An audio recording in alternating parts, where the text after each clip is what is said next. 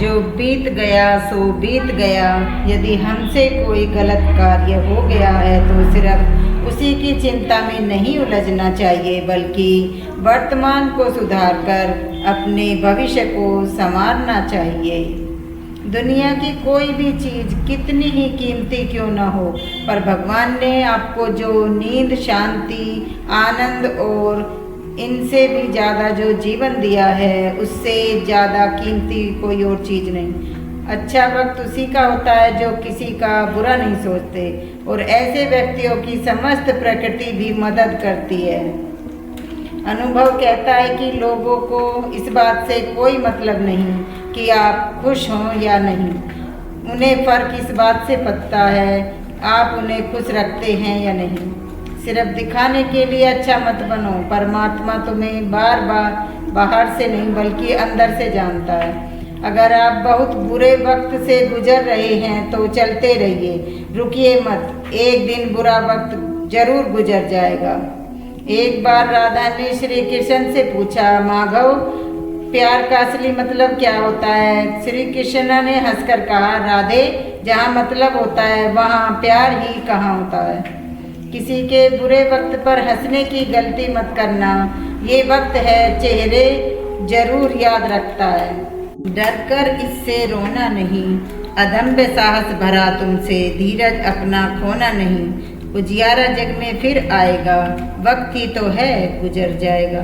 पोंछ ले गम के आंसू अपने, बीज समझकर बोना नहीं। छोड़ा जिसने साथ तुम्हारा, यादों को उसकी ढोना नहीं। खुशियों का पल फिर आएगा, वक्त ही तो है गुजर जाएगा। एक बार एक इंसान बहुत दुखी था। वो अपने जिंदगी में कुछ समय से बहुत सारी मुसीबतों से जूझ रहा था।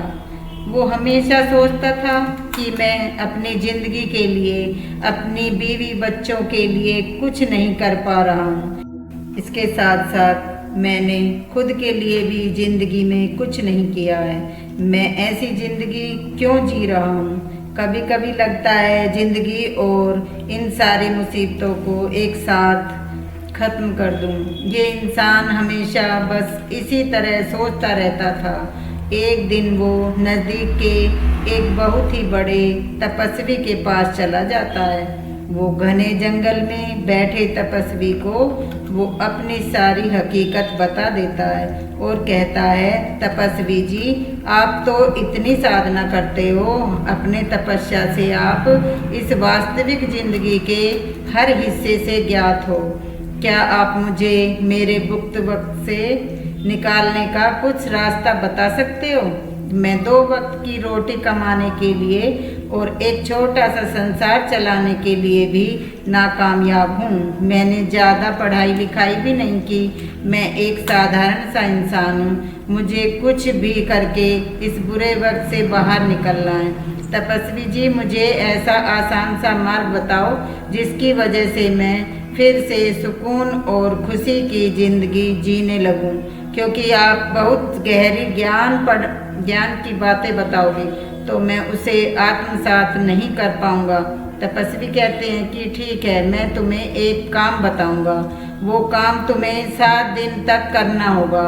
सामने वाले नदी के उस पार एक छोटा सा मंदिर है, लेकिन उस मंदिर के अगल बगल के पेड़ पर बहुत सारे पंछियों के घोंसले हैं। वो पंछी बहुत किलकिलाहट करते हैं, जिसकी वजह से इन वन की शांति नष्ट हो जाती है।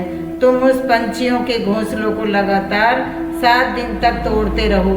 हाँ, लेकिन एक बात जरूर याद रखना, जब भी तुम पक्षियों को तोड़ोगे तब उसमें कोई भी पक्षी मरना नहीं चाहिए। तपस्वी जी कहने लगे, का मतलब इस इंसान को समझ में नहीं आया, लेकिन वो वहाँ से तपस्वी जी ने बताया हुआ काम करने के लिए चला गया। इस इंसान को बिल्कुल समझ में नहीं आ रहा था कि आखिर में इतने बड़े तपस्वी जी ने उनको इन सारे पक्षियों का घर तोड़वाने के पाप का काम हाथ में सौंप दिया।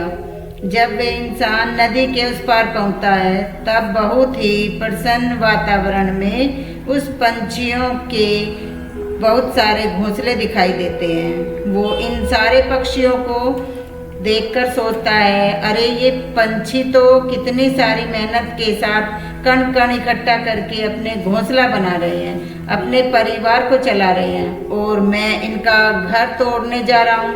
लेकिन फिर उसने तपस्वी जी की बात याद करके इन सारे घोंसलों को तोड़ना शुरू किया।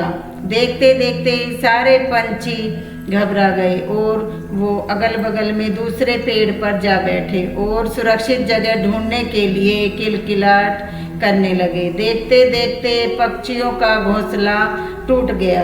ये इंसान उन सारे घोंसलों को छोड़कर अपने घर लौटने निकला। इस इंसान का मन बहुत दुखी था, वो बहुत उदास नजर आ रहा था। रात में लेटे लेटे वो सोचने लगा कि मैंने इन पक्षियों का घोंसला तोड़ दिया, आज उनका पूरा घर टूट गया। जो काम तपस्वी जी ने बताया था वो काम मैं पूरा कर चुका हूँ, अभी वापस जाने से क्या फायदा होगा। दूसरे दिन सुबह ये इंसान फिर एक बार पक्षियों के घोंसले तोड़ने के लिए नदी पार करके चला गया। उसने देखा तो वहाँ एक पक्षियों ने फिर से कण कण इकट्ठा करके अपने घोंसले को बनाने की शुरुआत की थी। ये दृश्य देखकर उस इंसान के मन में आया, अरे मैंने तो कल इन पक्षियों का घोंसला तोड़ दिया था और आज ये फिर छोटी छोटी चीज़ें इकट्ठा करके अपना घर बनाने में लगे हैं। ये तो कितने मूर्ख हैं। ये देखकर उसको बहुत थोड़ा सा हंसने को हुआ, लेकिन फिर तो तपस्वी जी की बात याद करके उन पक्षियों का घोंसला तोड़ने लगा। देखते देखते फिर सारे पक्षी पहले जैसे अपनी जान बचाने के लिए इधर उधर उड़ने लगे और फिर इस मनुष्य ने लौटने से पहले इन पक्षियों के टूटे हुए घोंसले पर ठंडा पानी डाल दिया, जो ये पक्षी फिर से एक बार ये घोंसला बना ना पाए। वो फिर से अपने घर लौट गया और रात बिस्तर में लेटे लेटे सोचने लगा, तपस्वी जी कहने पर मैंने इन पंछियों का दोबारा तोड़ दिया, ये तो बहुत गलत काम है। क्या ये सब तपस्वी जी हैं ना फिर ये कोई गलत इंसान है जिसे सिद्धि न प्राप्त हुई हो और मुझे बेवकूफ़ बना रहा हो। जाने दो, मैं पहले उससे बताया काम पूरा करता हूँ और उसके बाद देखता हूँ, सब कुछ पता चल जाएगा। तीसरे दिन सुबह सुबह ये इंसान उठकर नदी पार करके उन पक्षियों के घोंसले की ओर चला जाता है और देखता है वहाँ पर उस इंसान को कोई घोंसला नज़र नहीं आता और पंछी नज़र आते हैं। वो सोचता है अभी तो ये पंछी यहाँ से चले गए तो अभी मेरे पास इस जगह आने का क्या फ़ायदा, तो अभी उन तपस्वी के पास चला जाऊंगा और उनको बताऊंगा। ये इंसान सिर्फ मुड़कर नदी पार करके तपस्वी की ओर जाने निकलता है। तभी उसको वहाँ पर एक नया और बड़ा घोंसला देखने को मिलता है जो इन्हीं पक्षियों ने बनाया होता है।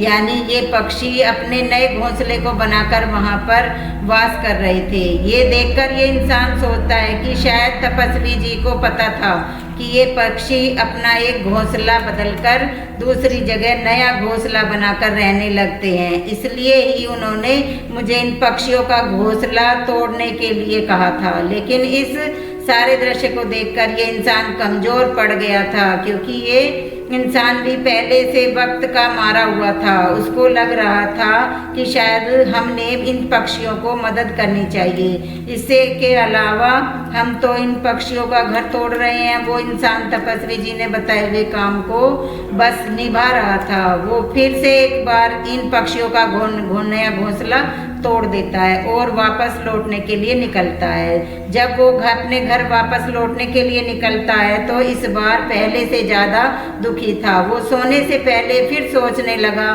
कि मैं कितना बुरा हूँ, शायद मैं शैतान बन गया हूँ। मैं इन पक्षियों का उनका घर तोड़ने के नहीं बसाने दे रहा। वो चौथे दिन फिर नदी से पार करके इन्हीं पक्षियों के नए घोंसले की ओर चला गया और फिर देखा तो क्या, इन पक्षियों ने फिर दूसरी जगह एक घोंसला बना दिया।